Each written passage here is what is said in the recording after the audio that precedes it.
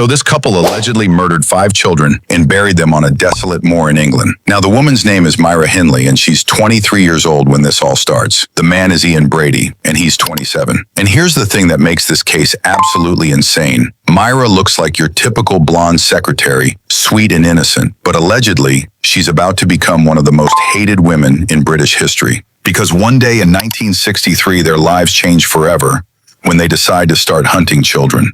And I don't exactly know what goes through their minds, but somehow they cross a line that can never be uncrossed.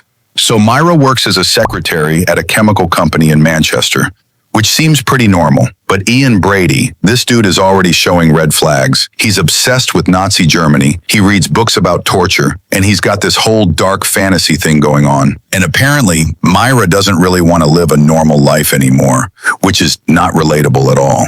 But allegedly, she falls completely under Brady's influence. Like this guy basically turns her into his accomplice for the most horrific crimes you can imagine. And so in July 1963, they decide to put their sick plan into action. They're driving around Manchester looking for a victim, and they spot 16-year-old Pauline Reed walking to a dance. Myra pulls up and she's like, "Hey, can you help me find a glove I dropped on the moors?" And because Myra looks harmless, blonde, well-dressed, normal, Pauline gets in the car. Big mistake. They drive her out to Saddleworth Moor, this desolate wasteland outside Manchester. And there, Brady allegedly sexually assaults and murders this poor girl. Then they bury her body in the middle of nowhere. And because this happened in such a remote location, nobody suspects a thing. So now they're thinking, damn, this is pretty easy. We can keep doing this. And they want to keep this sick scheme going, allegedly. This is all alleged, by the way. And so they start planning their next attack. 4 months later, they grab 12-year-old John Kilbride. Same method. Myra lures him into the car. They drive to the moors and Brady kills him. Another child buried in that godforsaken wasteland. Then in June 1964, they take 12-year-old Keith Bennett. This one hits different because Keith's mom never stops looking for him. She spends the rest of her life searching those moors, begging Brady to tell her where her son is buried. But here's where it gets even more twisted. Brady and Hindley aren't just killing these kids. They're taking photographs. They're making audio recordings. They're treating these murders like some sick hobby. So their killing spree continues, and it's working well. They're getting away with murder, literally. They seem to be having this twisted sense of satisfaction. It's almost like they're never going to get caught until October 1965 rolls around, and this is when they make the mistake that brings their whole world crashing down. They decide they want to involve Myra's brother-in-law, David Smith, in their next murder.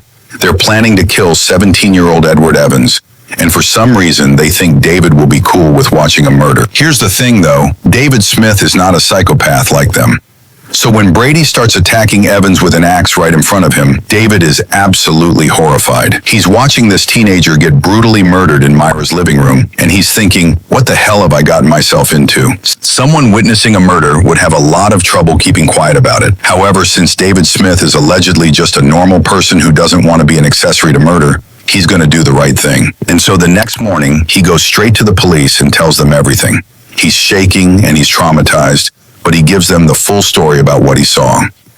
But what Brady and Hindley don't know is that the police are now onto them. And when the cops show up at their house, they find Edward Evans' body still there. They also find those sick photographs and audio recordings. And at least one of those recordings captures the voice of 10-year-old Leslie Ann Downey begging for her life. The audio is so disturbing that grown police officers break down crying when they hear it. Now the police start investigating them because, they've got a dead body and evidence of torture. And they begin searching Saddleworth Moor with dogs and metal detectors. And during this investigation, Brady and Hindley are trying to play innocent. Myra is sitting there in court looking like butter wouldn't melt in her mouth. She's got this sweet, innocent act going on, claiming she had nothing to do with the murders. But the evidence keeps piling up. They find the bodies of John Kilbride and Leslie Ann Downey buried on the moors. The photographs Brady took are beyond disturbing. The audio recordings are nightmare fuel. And so the police have to keep investigating because, There are still missing children, and people are demanding answers. And 2 years later, in 1966, they've got enough evidence. And so, bam, they convict both of them of murder. Brady gets life in prison for 3 murders, and Hindley gets life for 2 murders plus conspiracy. And so Brady gets sentenced to life in prison, where he becomes this twisted celebrity among other criminals. Meanwhile, Hindley spends decades trying to convince people she was just Brady's victim, that she was manipulated and controlled. However, I just want to be clear that this case haunted Britain for decades. The Moor's murders became synonymous with pure evil. Myra Hindley's mugshot became one of the most recognizable faces of evil in British history.